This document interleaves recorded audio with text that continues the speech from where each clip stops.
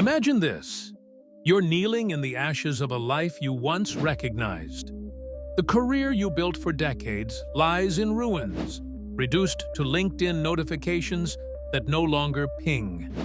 The relationship you fought to save is a ghost, its echoes lingering in half-answered texts and a key you can't throw away. The mirror reflects a stranger, someone gaunt-eyed, frayed at the edges, a museum of failures.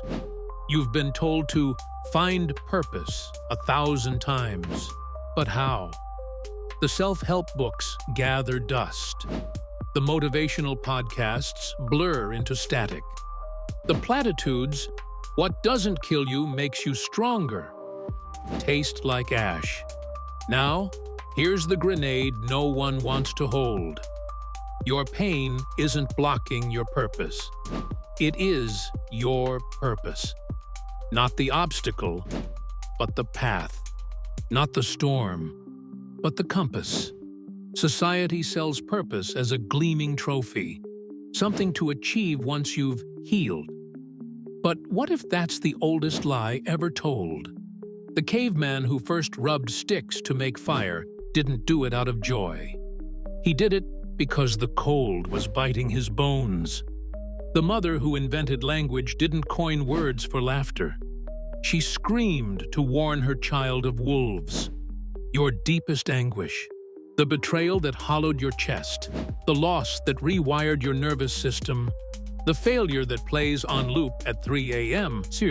Isn't a detour. It's the blueprint. Nietzsche called it Amor, Fati, the love of fate. Not in spite of the pain, but because of it. Ask yourself, when you daydream about your purpose, why does it feel like a foreign film with subtitles missing? When you scroll through others' highlight reels, why does your gut whisper, "That's not your life to live"? Could it be that your pain is the only part of you telling the truth? Modernity pathologizes suffering. Therapists reframe it as trauma. Doctors numb it with pills. Coaches monetize overcoming it. But strip away the jargon, and you're left with a primal scream humanity has ignored since the first cities rose. Your pain is the ancient dialect of your soul. It needs no translation, no optimization, no forgiveness. The artist who paints masterpieces? She's not healing her childhood wounds, she's conversing with them. The activist burning with rage? He's not triggered, he's aligned. The entrepreneur who works 80-hour weeks? She's not addicted to success, she's exorcising the ghost of her father's disapproval. But here's the trap. We've been taught to treat pain like a broken bone, something to set and forget, when it's actually the marrow. Consider this paradox. The happiest people you know are often the most lost. The CEO with the perfect family and Ivy League pedigree, now numbing himself with bourbon and board meetings. The influencer radiating good vibes, editing her existential dread into pastel reels. They've healed their pain into oblivion, and with it, their reason to rise each morning. Now look to those who lean into their pain. The recovering addict who channels withdrawal's agony into mentoring others. The widow who builds a foundation from her grief's raw timber. The betrayed artist who trades love letters for protest anthems.